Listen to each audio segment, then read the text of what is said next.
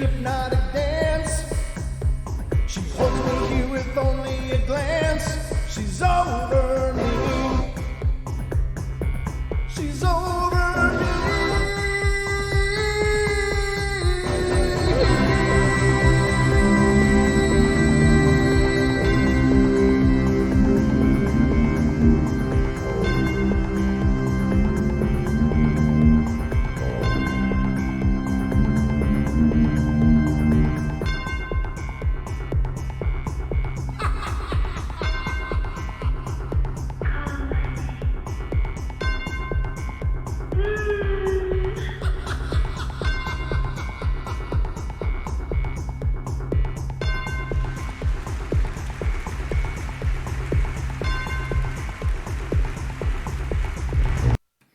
All right, ladies and gentlemen, welcome to the Sunday edition of the Paranormal Portal Bedtime Stories From Beyond. Oh, I got one of those nasty itches there. There we go. I'm your host, Brent Thomas. Hope you're having a great weekend. Welcome to Sunday evening. I know it's tomorrow's Monday, but again, positive thinking. You got to manifest that reality. You got to say Monday is going to be amazing, and maybe it will. So anyway, welcome to the Bedtime Stories From Beyond. I hope you guys are all ready because it's time for bed.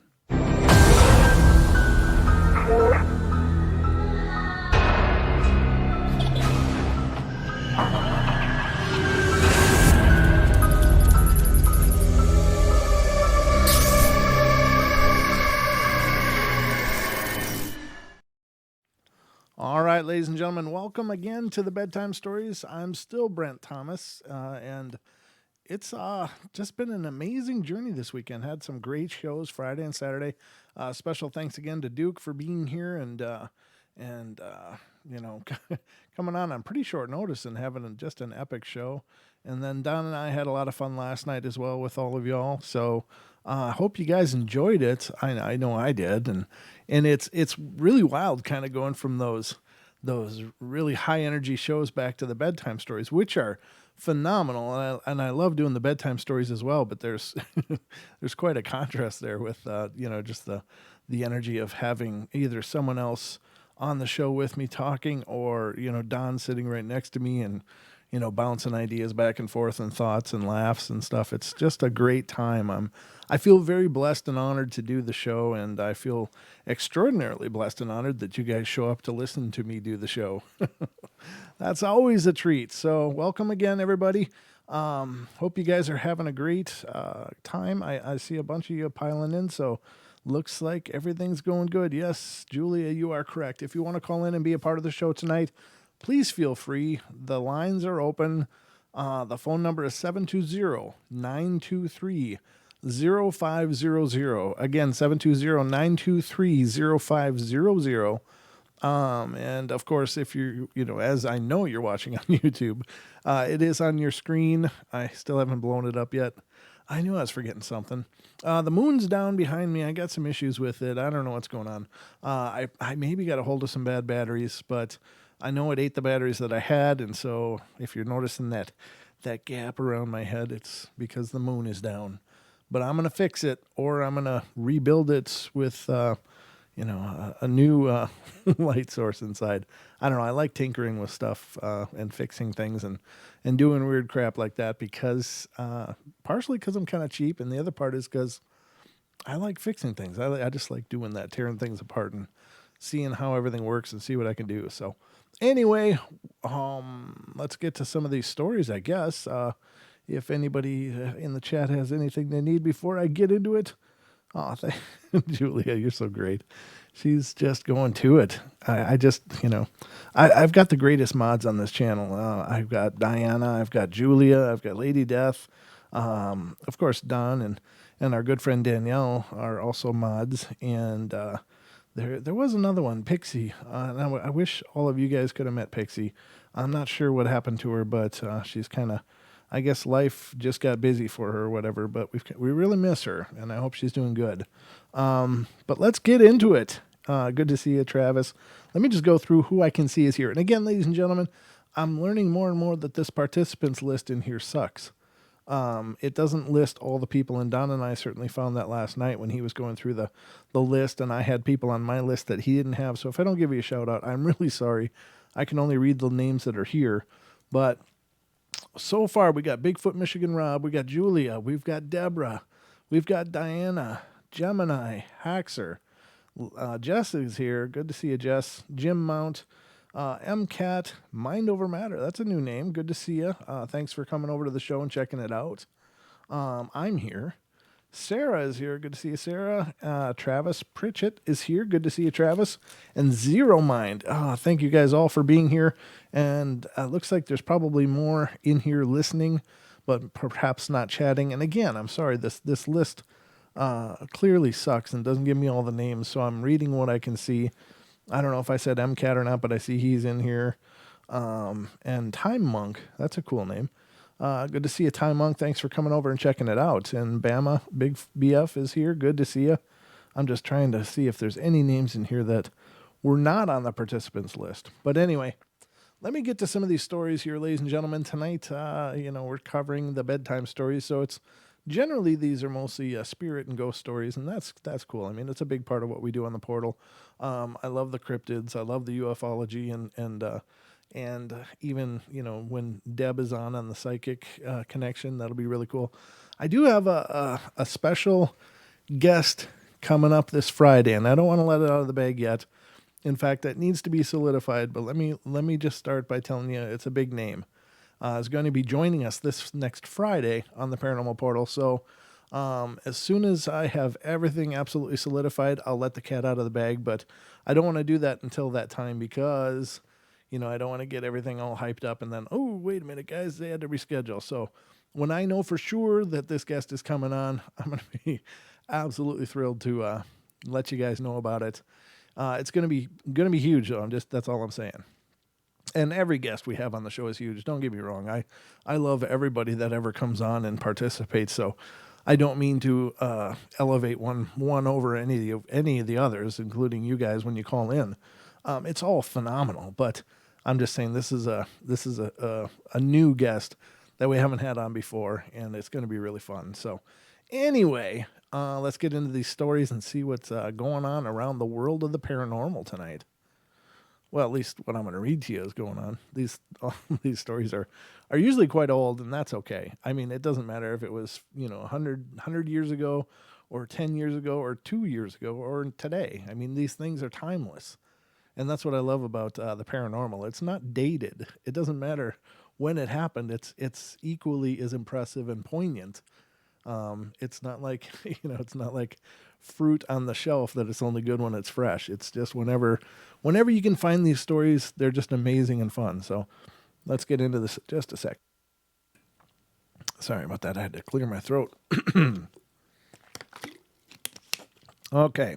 All right. The first one, ladies and gentlemen, is coming out of the great state of Virginia. I'm going to have to find some of these stories, more of these stories from abroad. I'm doing a lot of the U.S. ones, and that's wonderful, but I like to include stories from all over because I know we have international listeners as well, so I like to make sure we get some from all over.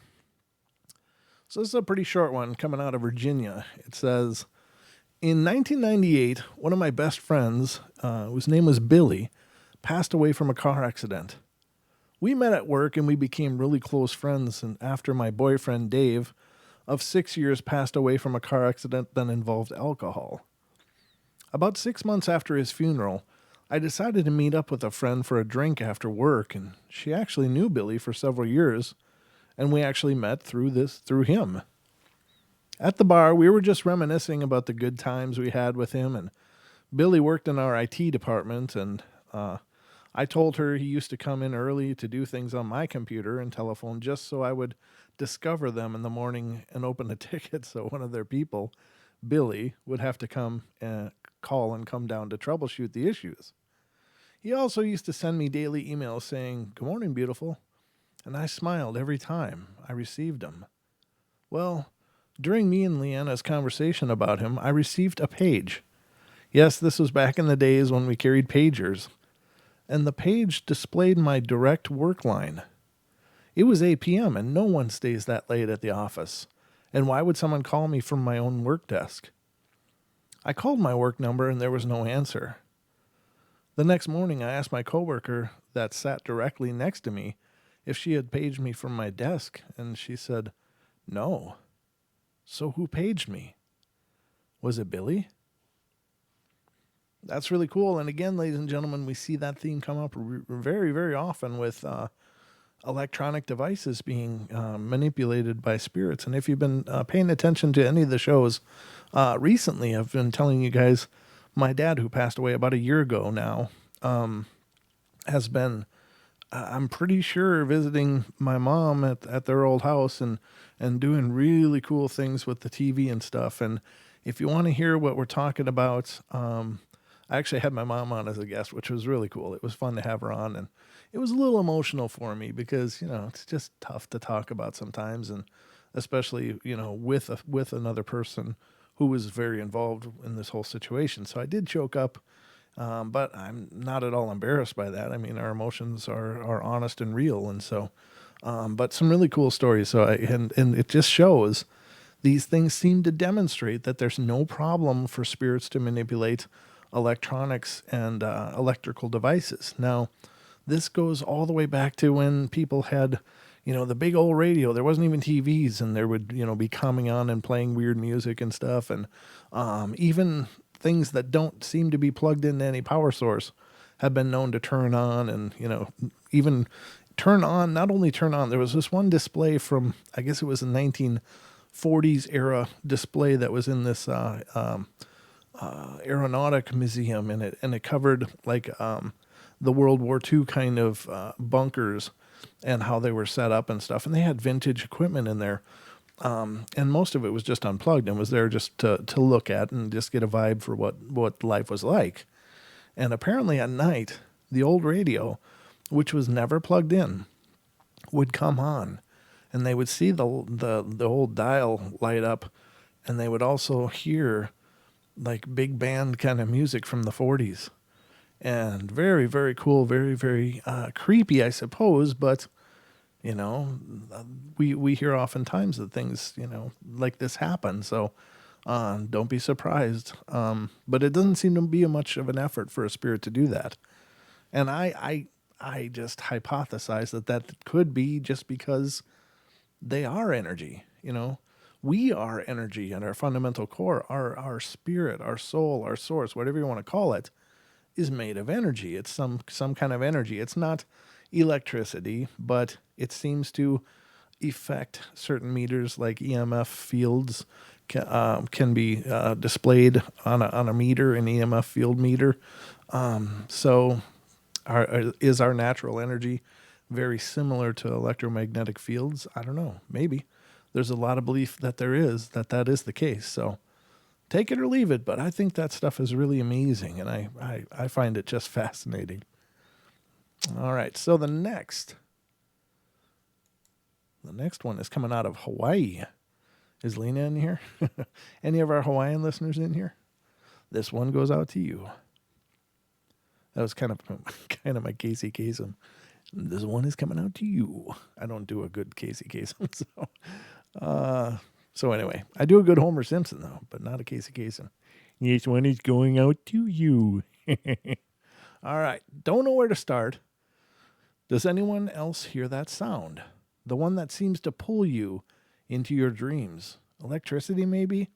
Like an eerie buzzing you feel and you hear, and when you realize that your body is not falling asleep and it's not a normal dream state. I know this sounds, I know this sounds so well. I welcome that creepy sound with a feeling of lift or tugging on my insides, like something is lifting or turning me. It usually means that I am in for a night of travel, or what I feel like are visits. Yes, visits. It's been happening for a while now, and not often. I remember all of them, but to explain it in its entirety would just take too long. One experience begins, like I described, with the sound and the turning, but when I have the visitor dreams, there is an unknown presence there with me. It picks me up and points me in different directions, and it frightens me, but I don't move. I know this is not my dream. My awareness of the situation, I am in bed and I am not in my bed and someone is moving me around. The visitor has only the outline of a shape, but it is big, and I feel that this energy has been around forever and has knowledge of everything. Jeez, here we go. There is a sexual energy also, and it usually usually has its way with me. I try to avoid these stories, just because I try to keep this a family show and not go into that aspect of it, but not always to my disliking. Jeez. I might have to skip the rest of this paragraph. It's more like an energy force with no boundaries going under my skin and touching all my nerves. With one brush, I can feel it around me sometimes.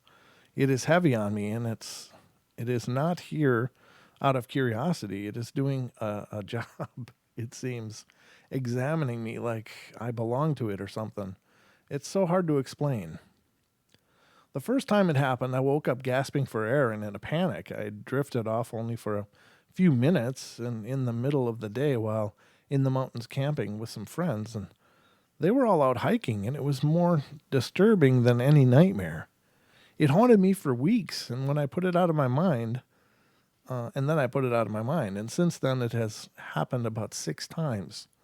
Always the same thing, pointing me and turning me in the air as I feel weightless. When this happens, and although it doesn't hurt me, I can feel its power, and it's a dark energy, and sometimes I get scared.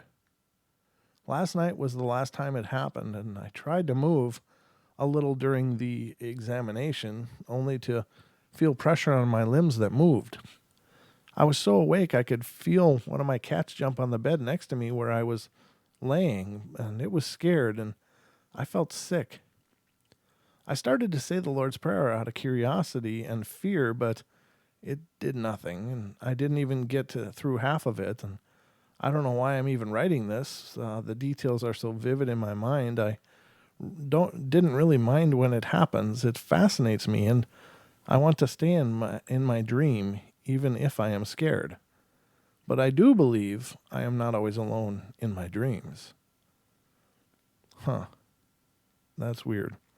So, I don't know. Something's going on in Hawaii there, I guess. But, I know there's a lot of ancient spirits everywhere. But I think, when you get around those areas like, the Pacific Ring of Fire, when I was in Indonesia, it was just that raw energy that was in the air was just amazing. It's hard to explain, but it just like everything had a hum. I felt like I had so much more energy there.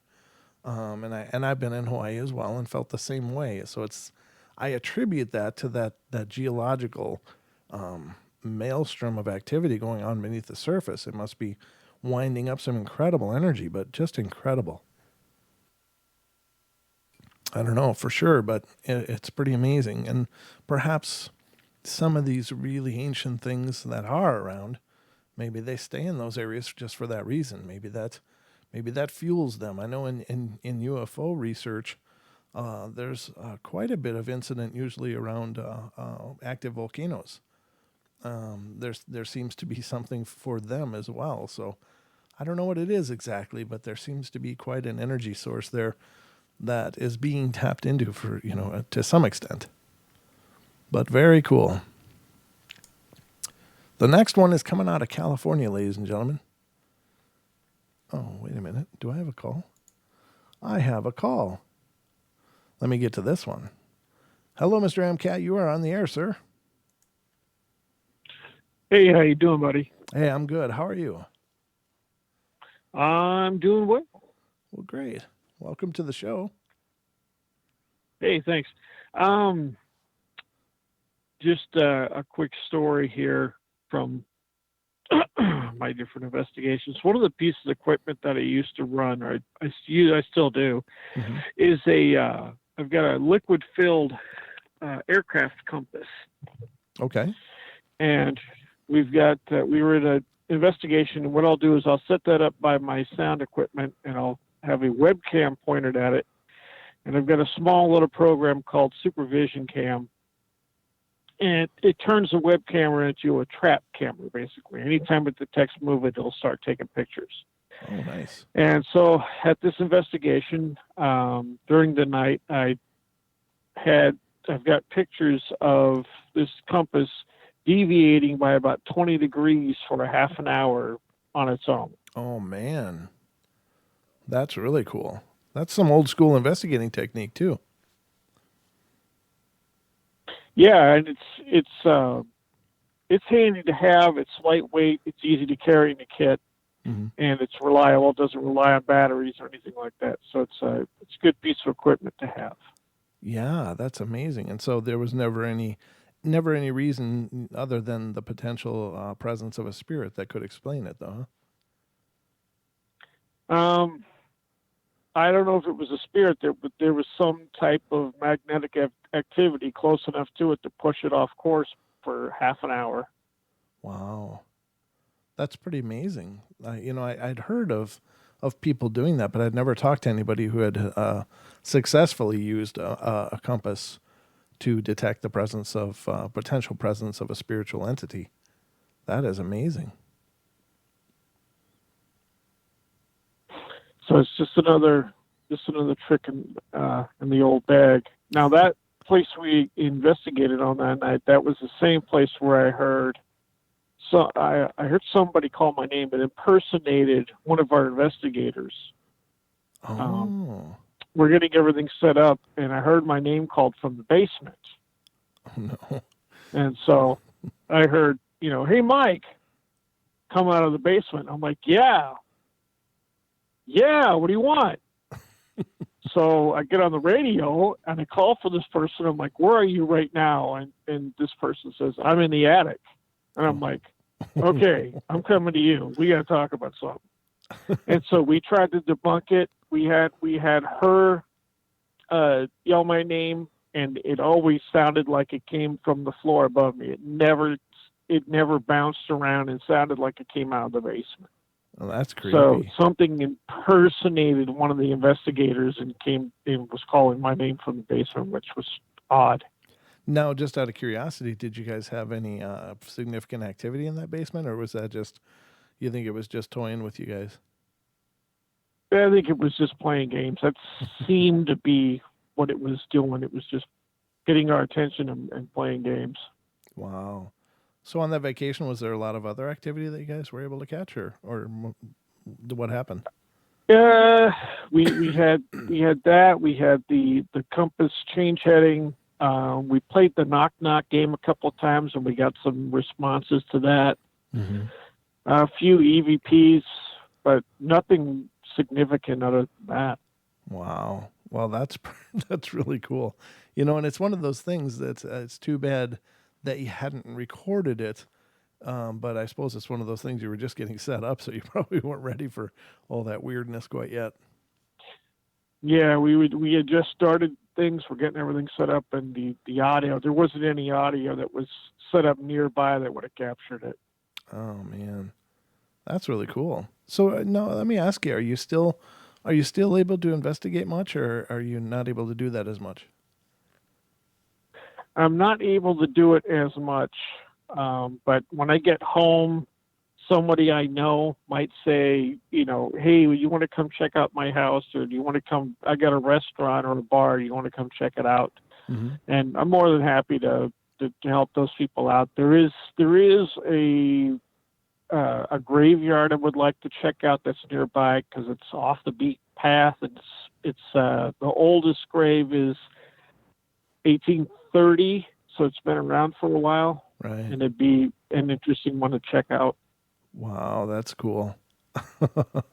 Now, if you do end up doing that, will you definitely keep us in the loop on that?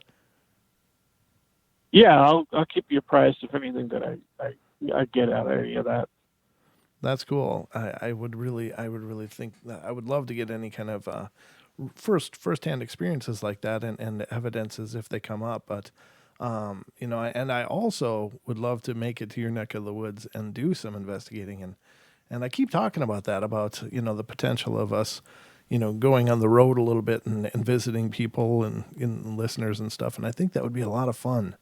But I know you're on the road quite a bit, brother. But if we can ever pull that together, I hope that we can make it work. If you guys came into my neck of woods, now I know that there's some people that are near me. I know that Diana's in Missouri, so that's just south of me. Mm-hmm. I'm sure we could get something where I could get home and we could get something worked out. Awesome. And likewise, if you're in this neck of the woods again, I know you've come close a few times, but definitely give me a holler. We'll get together and hang out for a little bit anyway. Yeah, you got it, boss. If I get up that way, I'll let you know. All right, brother. Well, thank you so much for calling in and being a part of the show. I always love it when you call. Yep.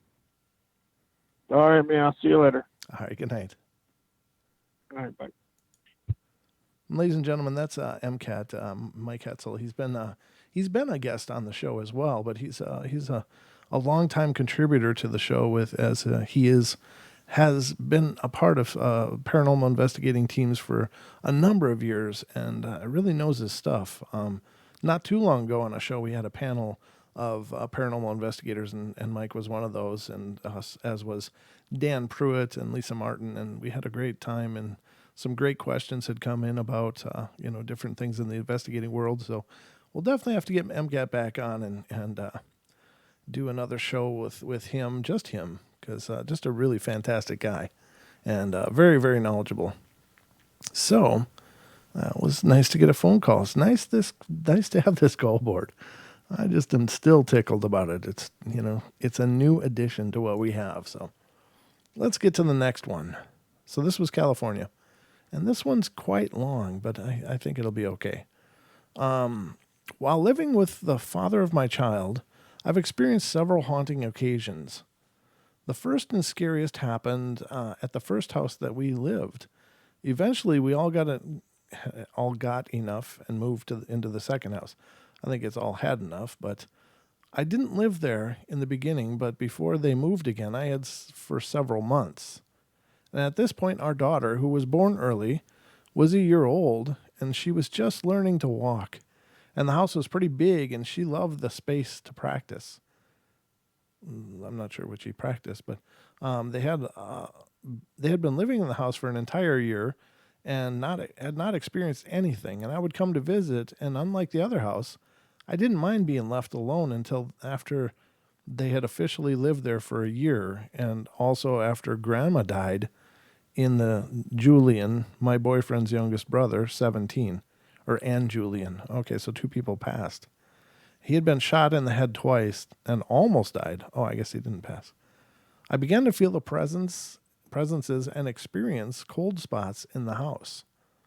I'll post more stories about some of the things that had gone on later.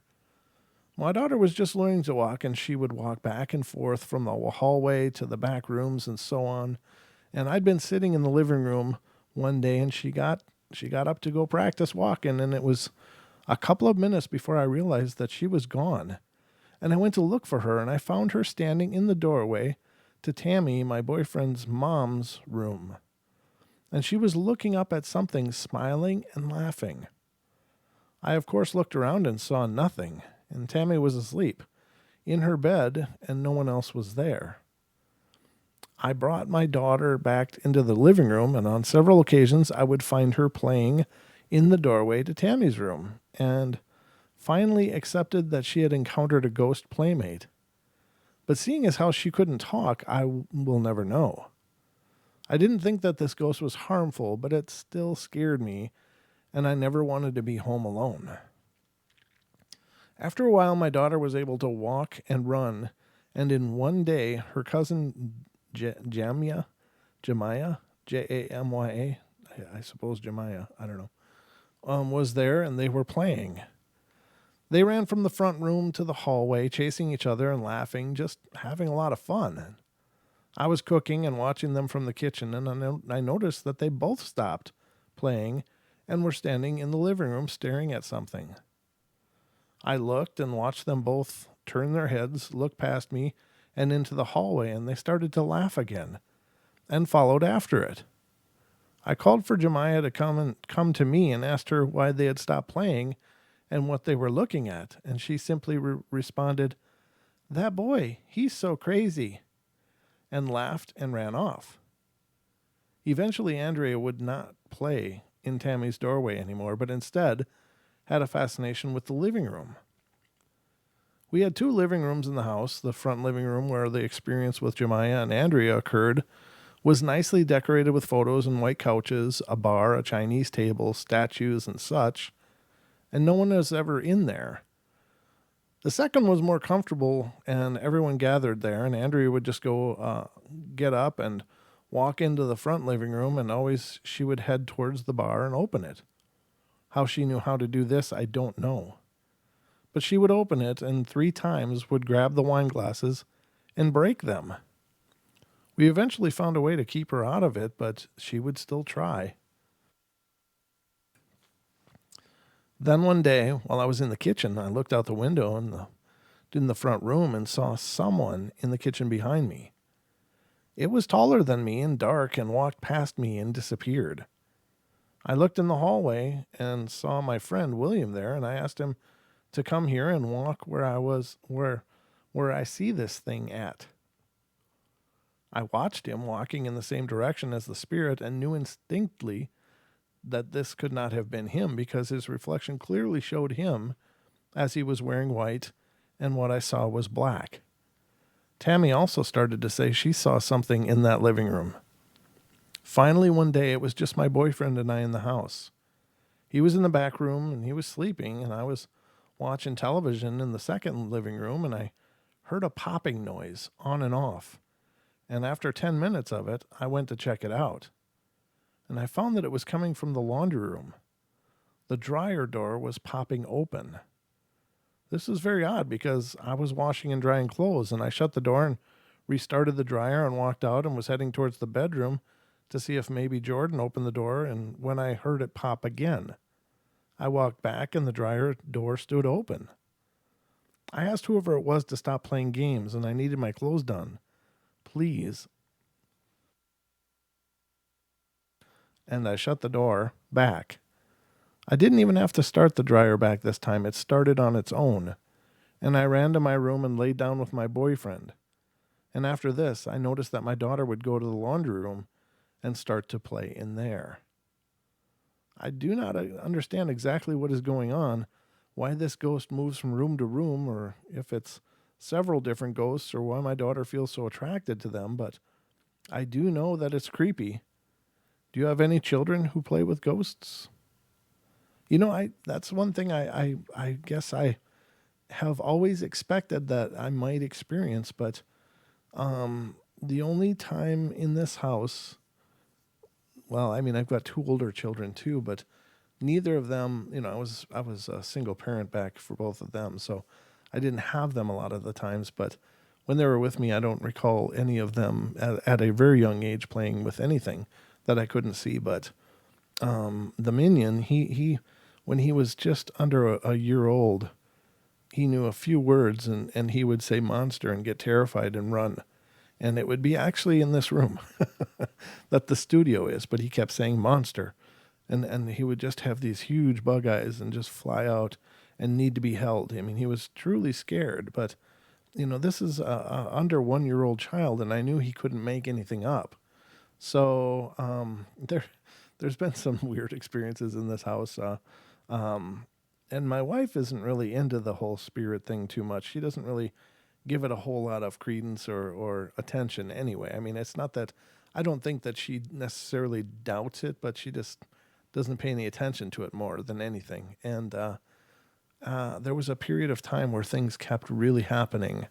And I was telling her, well, you know, I'm going to have to smudge the house, you know, and get it cleared out. You know, I know there's some things around here. And there was one night where I went to the bathroom and my little one followed me, and he apparently had to be in there with me. So we were in there, and all of a sudden my wife called out and said, "Who's playing with the TV?" Now, the bedroom at that time was in this room. And in the next room, of course, is the living room with the big screen TV. And, you know, it wasn't us because we were in the bathroom. And I said, you know, I yelled back and said, "Nobody, we're in the bathroom." And then she said, well, she came and looked and saw that we were both in there. And then she was like, oh my God. And I said, what's going on? And she told me to follow her. And what it was that on the screen was, I'm trying to remember the word that was on there. It was really creepy. And I can't remember it for the life of me right now, but it'll come to me. But on the screen was frozen this picture of Charlie Sheen from the big screen TV, like he's framed like this, really close up, just mostly his eyes, and he's looking like this towards the the bedroom where she was laying, and it looked really creepy, and it had the word like insidious or something like that on it, and it froze there. And what she said had happened was that the TV came on, and then I think it came on, and then it went right to the menus and went through and picked, and it started just playing a channel. Now, we were nowhere near the remotes and stuff, and they were all up on top of a bookcase out in the living room. And she said it was playing a show or a commercial, and she said, "Who's playing with the TV?" when she yelled that, and then it froze on that picture. Live TV froze on that picture of Charlie Sheen looking into the bedroom with that scowly look. It was really creepy. It was really a weird experience. So, it was that night. She said, "You're cleansing right now." So it was like 11:30 at night, and I had to go and get out the sage and do some purging of the homestead. But it was, again, it's the electronics that I mentioned earlier. They don't seem to have much trouble messing with those things. And then after that, after I did smudge and clear the house, we didn't have any more monster stories from the minions, so that was good. But yeah, it was pretty bizarre there for a while. I think that stuff is cool, and it sounds really weird, but I do. But my wife was all done with that. She was like, "Nope, get it out." So I had to do the cleansing. Excuse me. So anyway, let's get on to another story, shall we? Let's get to another story. All right, the next one's coming out of West Virginia. And let me just see. I want to check. Oh, we're doing good. Okay. I want to check the time. We're doing good. All right, West Virginia. And this one's pretty short. When I was 15, my granny passed away and at my uncle's house. And about 2 weeks before she passed away, I was getting ready for school in my bedroom, looking in the mirror, and over my shoulder I saw my grandfather who had passed away 8 months before. I never thought anything of it because I have seen many figures before this time that stay with me at all times. And until I was told that day that my granny died, she told my aunt that he was waiting for her. She said that she felt his presence frequently and would often talk to him for hours at a time and bickering like they had been done for years. And on the day of her funeral, my youngest aunt was sitting in the recliner at my uncle's house crying, and I knelt down beside her, and the area around her was ice cold. I instantly knew that it was my granny for some reason, and I felt that she watched my aunt, or wanted my aunt to know that she was there for her and to give her comfort. And when my aunt was told of this, it helped reassure her during her grieving. Then after I had my daughter, I was living at my uncle's house, and every night you could hear my granny singing my daughter to sleep. My daughter would also look into spaces at times and gurgle like babies do when they are being played with. Anyone who was around babies will understand this. And one day my husband and I were sitting on our bed discussing something, and on his thigh you could make out the imprint of a hand. And I felt for some reason after I calmed down that she was showing me that she approved of my husband. At certain times you can hear different things in my uncle's house that let you know that she is still around. Usually it is when someone needs reassurance of some kind. And those are really cool hauntings. Those are the good kind. I know the term haunting is usually has such negative connotations, but it's really to haunt something just means to be present there. I mean, I haunt the studio all the time. I'm always in here working on things, and so I when we hear haunting, we think, oh, that's creepy. That's there's something really spooky going on. But once you come to term with the idea that there can be presences around, it's really it's really not that it's really not that bad a thing in most cases, because in most cases they were people. They were alive. They're probably there because they want to be around you, and they may not necessarily be family or ancestors or anything. They might be just people that are still earthbound for some reason, or just people that they feel a resonance with you. Something about you may remind them of loved ones of theirs, or the home may remind them of their home or something. And they might just decide to stay. So there's all kinds of reasons, but I think it's really cool when they're there, as long as they're not causing trouble. And ladies and gentlemen, I haven't talked about this for a long time, or for a while anyway, but if you do have a presence, or you think you have a presence, and if it's ever making you uncomfortable, lay down the law. Just claim your space. This is my home. This is where I live. This is where my family lives. You are not allowed to be here if you're negative or trying to cause harm, or to hurt or cause disruption to my family.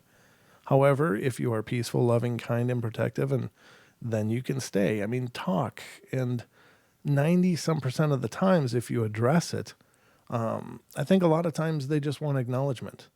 They may be tired of sitting there and watching things go around them, and nobody acknowledges a presence. So by acknowledging them, it does give them value. And just think about it, even as living people, if you're sitting in a room and everybody's ignoring you all the time, it gets pretty sad. It gets pretty pathetic, and you don't feel like, why am I here? Nobody wants me here. Nobody even acknowledges me. And so, but then if somebody comes up and just says, hey, how you doing? It's like, ooh, boom, I'm validated. I'm part of the party again, I mean, it's just one of those things, and certainly spirits are no different.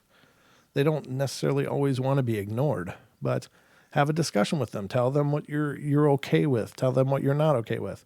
It's fine if you're here and loving, but don't scare my children. Don't spook the missus, or whatever.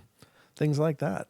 And most of the time they will respond in kind, because I believe they don't try to be disruptive. They don't really. Well, I don't know that that's necessarily true, but they may try to be disruptive just to get that recognition. But once you tell them, hey, I realize you're here and you're welcome, it's up to you. Now, we've had guests on the show like Jeffrey Seelman, who is a spiritual teacher and an exorcist, and he says, his position is they have no business here. Just, make them get out, make them leave. And I understand what he's saying, but having lived around so much of this phenomena in my life, I guess it doesn't bother me. It's sometimes I find comfort in that presence. To be honest with you, it just feels like maybe there's someone else there helping to keep the house together, or keep us safe, or whatever. I don't know, but you have to work within your own comfort level. You have to work with your own paradigm. If your faith would, if your faith dictates that this is not a good thing, then, ask them to leave. You need to leave, or tell them that they have to leave.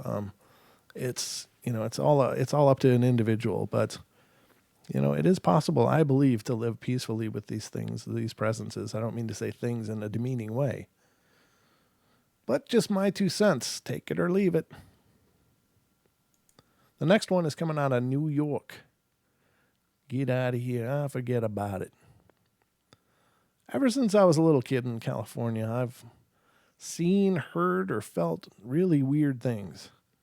When I got older, I looked back into my past as a child and decided that everything I had seen was just my overactive imagination.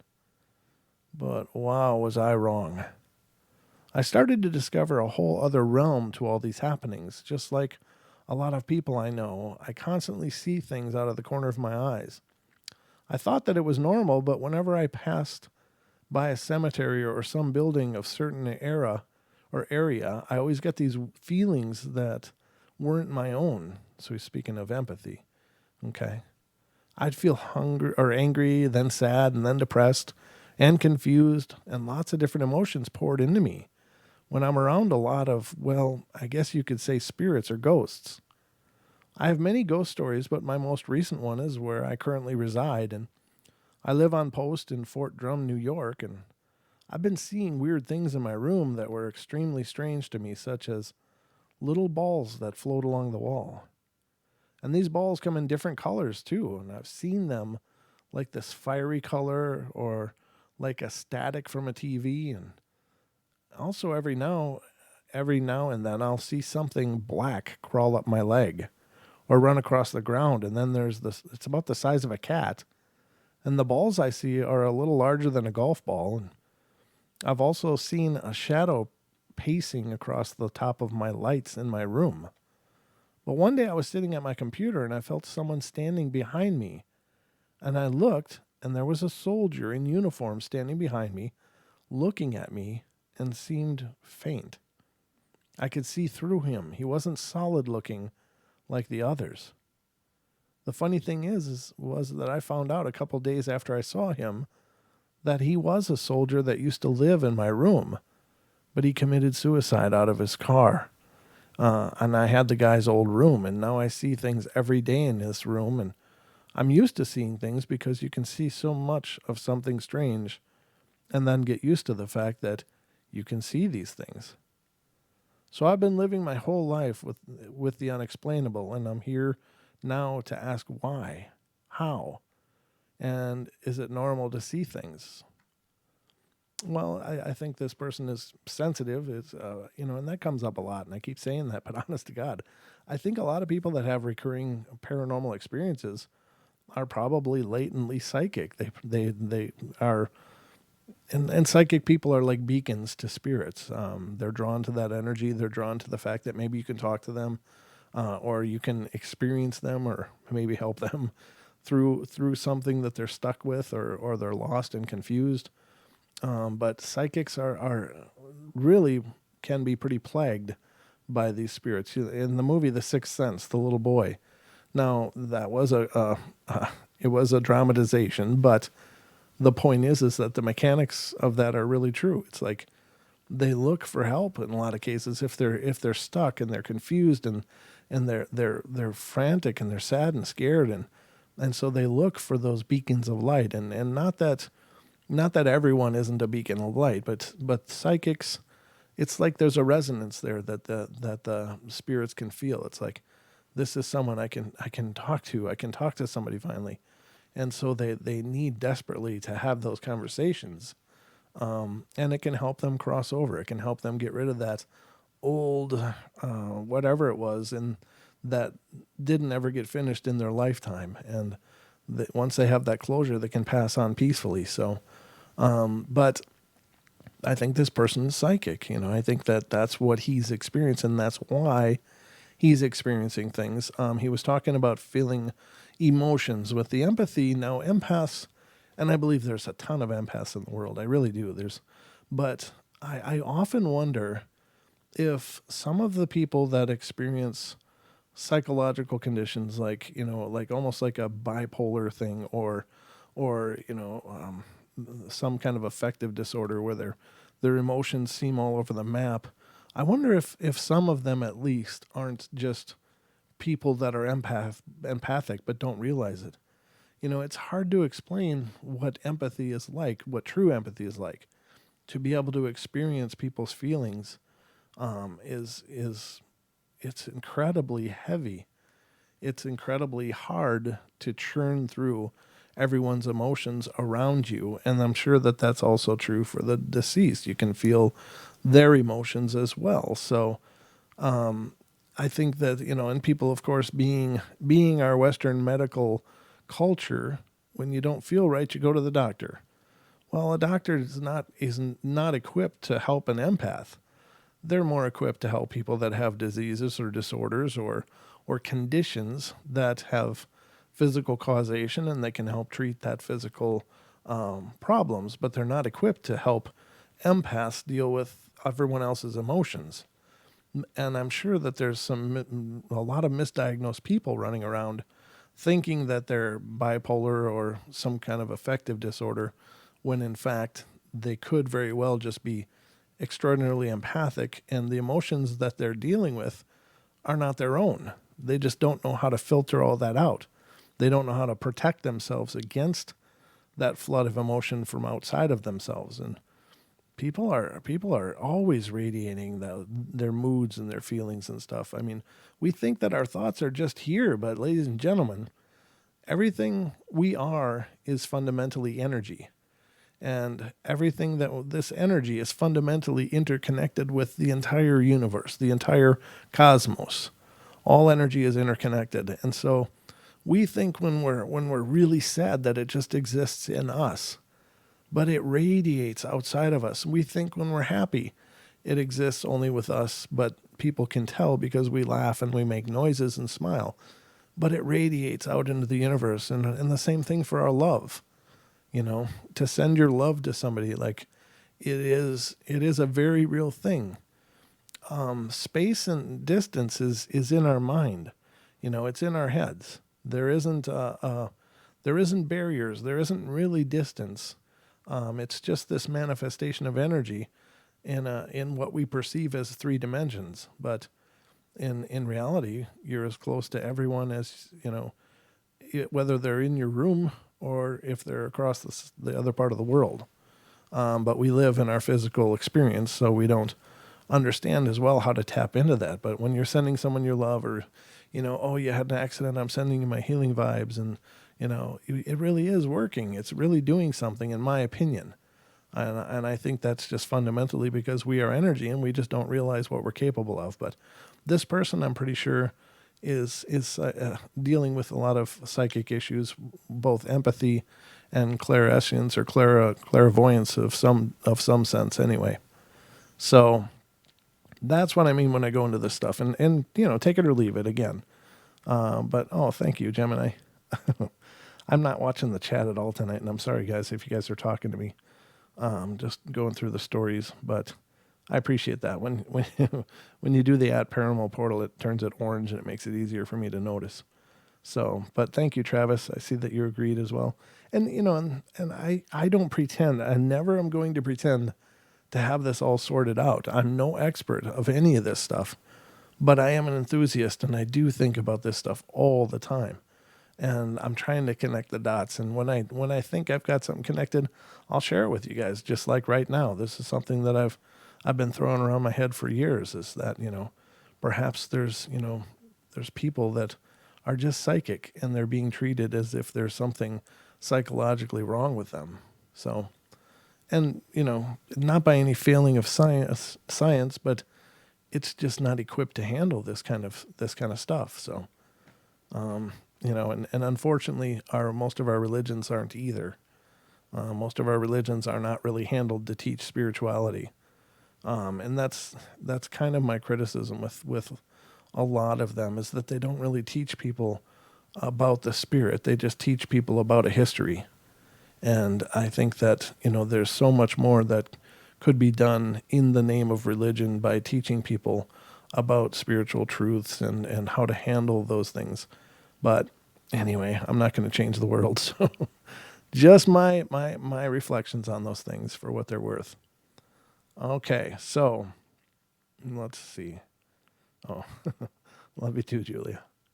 All right, let's get to the next one here. This one's coming out of California. California. We're going to end up going the full hour, ladies and gentlemen, I think. Let me look at the next one and see how long it is. That's not too bad. Yeah, I'll read these last 2 stories and that'll wrap it up for tonight, ladies and gentlemen. But these are good ones, so you don't want to leave. Not that I know. I haven't read them ahead of time either, so we're both reading them together. So out of California, ladies and gentlemen, as a child, I experienced many deaths of people in my family or just people who were close to me. Before they died, I would always get the feeling or dreams and images, and from that, I was always scared of supernatural things or ghosts or spirits, and wanted to be ignorant towards it. My mother had died, so I lived with my grandma, and our rooms were next to each other, and I've always been afraid to sleep by myself, so I used to ask my grandmother to keep her bedroom door open, and I would keep my door open too, so that I could feel closer.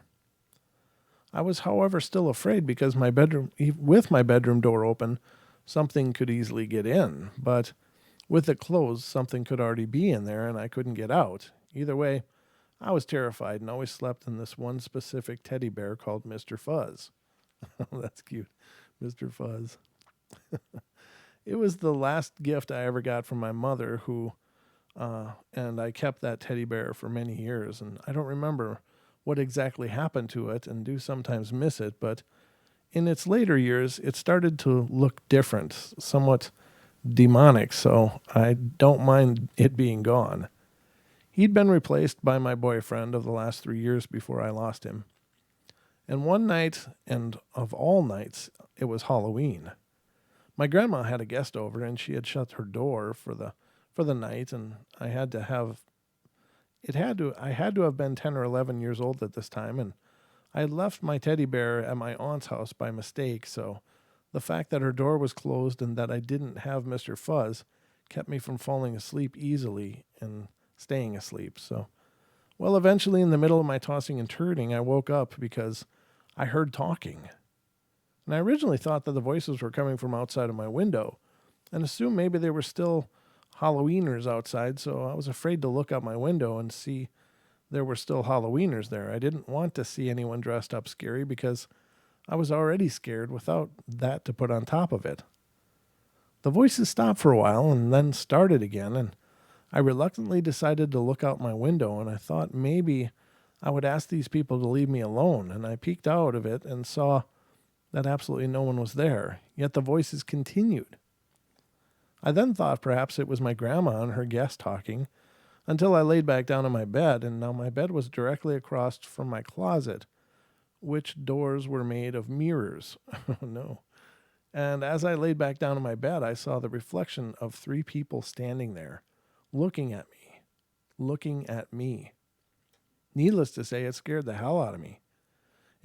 Got scared and ran to my grandma's room, and she didn't hear me come. She didn't hear me come in, so I laid on the floor. I couldn't sleep, and I wouldn't sleep in my room for days until I got my teddy bear back. And to this day, I'm not sure if the figures were actually in the mirror looking at me or actually next to me in my room, and I was seeing them through the mirror, because from later experience, I've learned that the only time I see ghosts is through a reflection of something, even though I do feel strong presences at times. Well, needless to say, I moved my bed in a direction different from the mirrors, and I never saw these ghosts again. Oh, Mr. Fuzz, saving the day, I'm telling you. Mr. Mr. Fuzz, that's cute. All right, the last one tonight, ladies and gentlemen, is coming out of Louisiana. I work for an attorney handling real estate, and the company is made up of 2 separate buildings and houses all of the 150 employees. And the buildings that we are in are rumored to be an old hospital of some sort. The main office is said to be the actual hospital, and our smaller building off to the left was said to be the women's labor quarters. And now, whether they were really split, I don't know. Excuse me.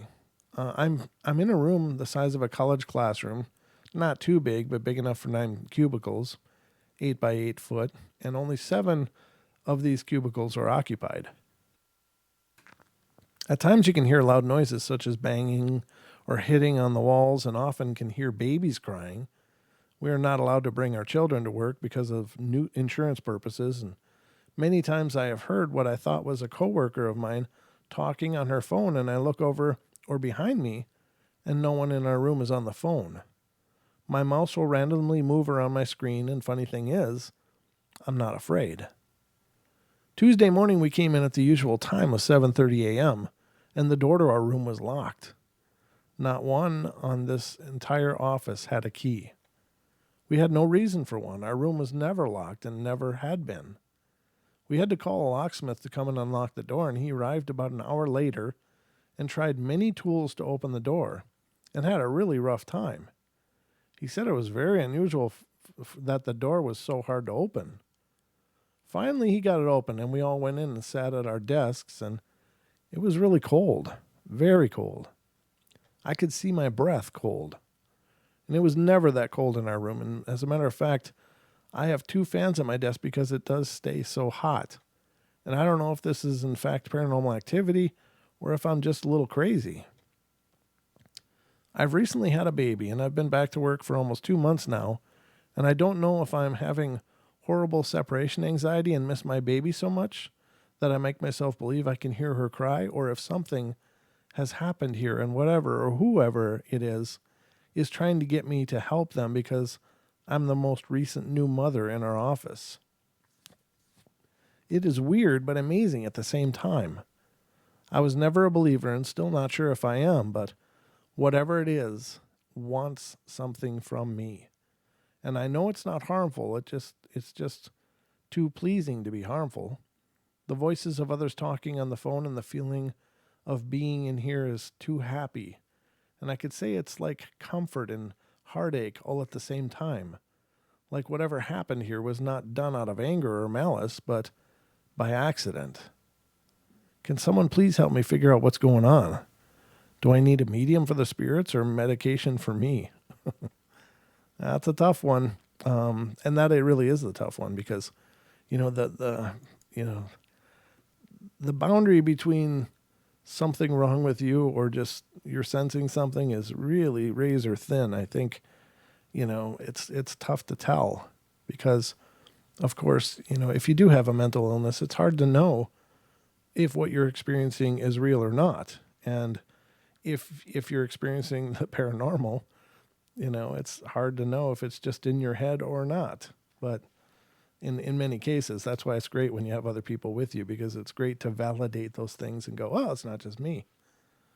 So anyway, guys, I love you all bunches. I see a bunch of you in here. 38 of you here. I'd love to keep going, but it's been a long day, and I'll be back tomorrow night for more bedtime stories. If you guys are interested, please check them out. If you're not already subscribed, please subscribe and spread the word. I'm just meeting a whole bunch of new people, a lot of comments on the YouTube channel from new people checking out the videos, and thank you guys so much. It's a real pleasure to meet you all, and it's a real pleasure to see all the familiar faces, those of you who've been around for a long time, but I just think it's great. So thank you guys so much. Be good, be kind, be nice, take care of each other, help each other out. Try to find the magic in every day and make sure to laugh as much as you're able. So I'll be back tomorrow night, everybody. Have a great Monday. Make it a great Monday. Just make it a great Monday. I know that sounds cheesy and stuff because it's back to work, but I think that we do create our experiences. So in order to take the sting out of Monday, just try to make the best Monday you can. I don't know. I'm just trying to be optimistic here, but love you guys. Have a great night and sweet dreams.